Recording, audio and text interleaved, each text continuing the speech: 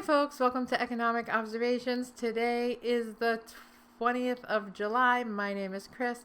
Thank you so much for watching. Today's video is sponsored by the Tanzania School Fdn, a nonprofit near and dear to my heart. There are links in the description to learn more, and there is one link that I would really appreciate anyone who shops at Amazon to click, and Amazon will donate 1% of eligible purchases to our nonprofit, and I would be forever grateful. By sponsoring TSF, you are sponsoring this channel.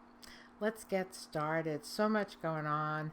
There's 11 days, the moratoriums, and for the evictions and the forbearances, and for homeowners who haven't been able to pay their mortgage. The stock market was down yesterday. It was up again today. We have Bitcoin is under 30,000 right now. Everything is a gamble. Nothing is guaranteed. And Morgan Stanley predicts a 10 to 20% drop in the stock market, and many economists say that it is going to be a volatile summer. So prepare yourselves, folks. If you're making some money now, be prepared to leave some money on the table. Very, very few people sell at the peak, and very, very few people buy at the bottom. We know that most day traders lose money over time, and their average expectancy of doing it is only about 3 months. So just be careful, folks, because we are certainly in uncertain times. Back to the moratoriums and the forbearance ending at the end of the month. Well, there are going to be millions of people with nowhere to go.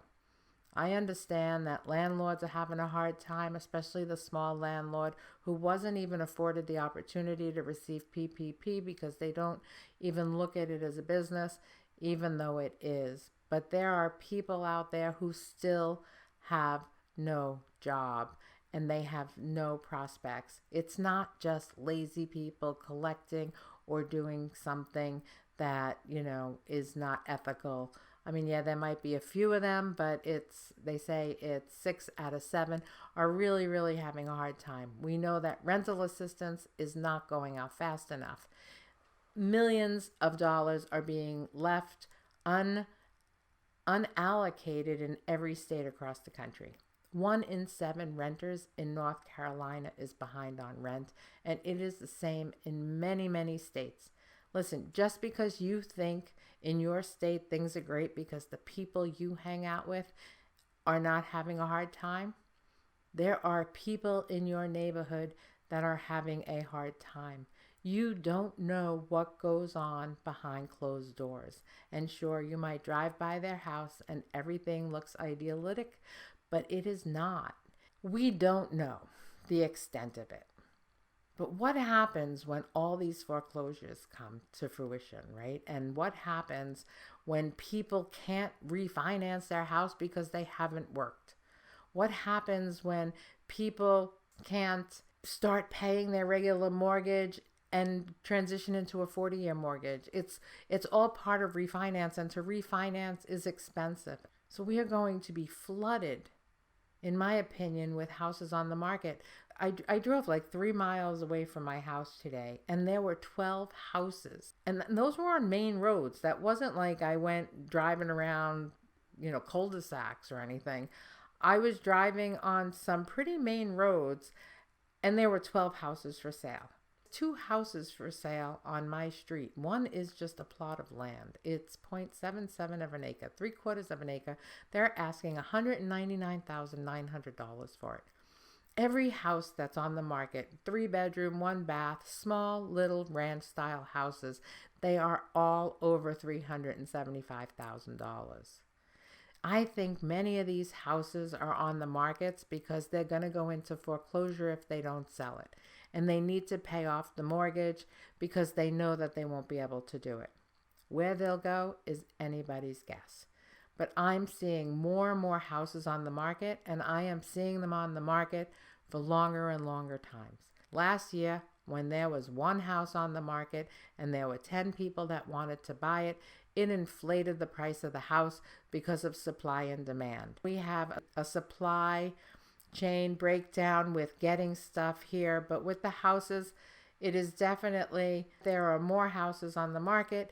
You have fewer buyers. So last year you saw 1 house on the market and 10 buyers. And this year you're seeing 10 houses on the market with 1 buyer.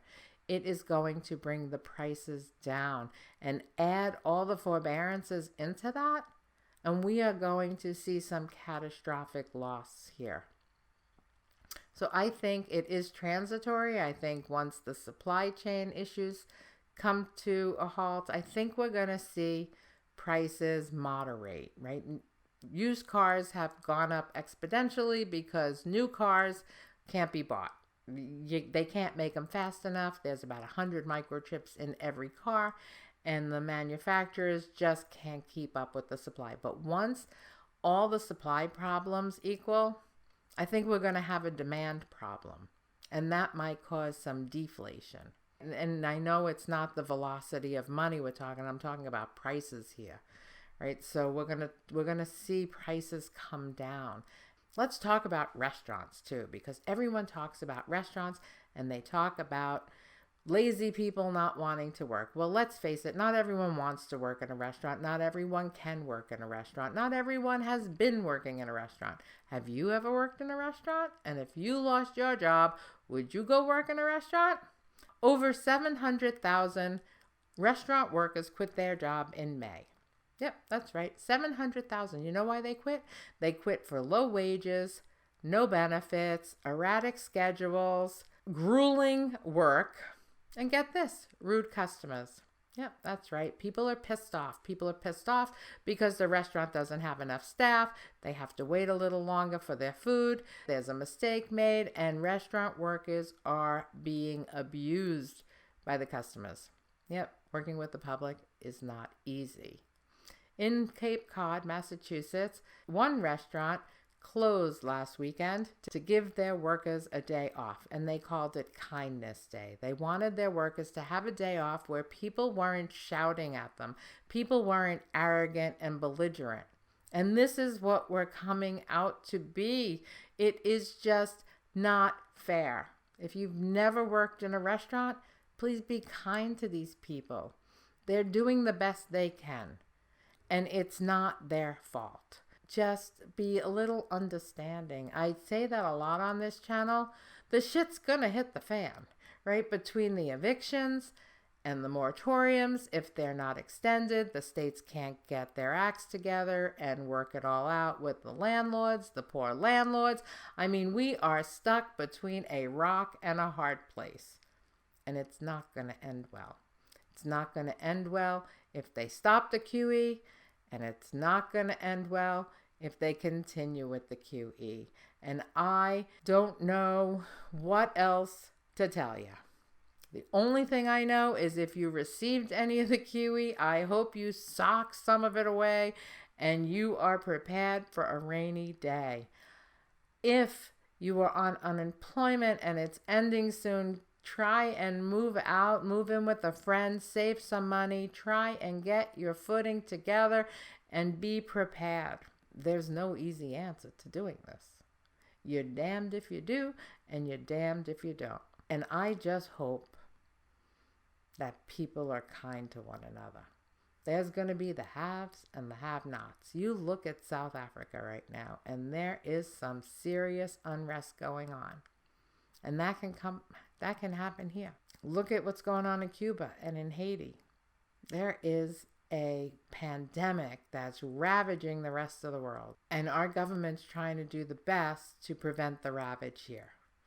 And some people are happy with it, and some people are not.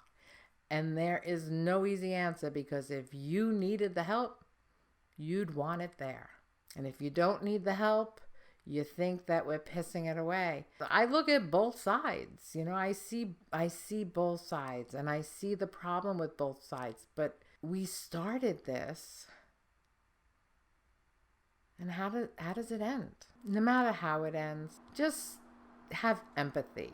Show kindness to one another. Okay, folks, thank you so much for watching.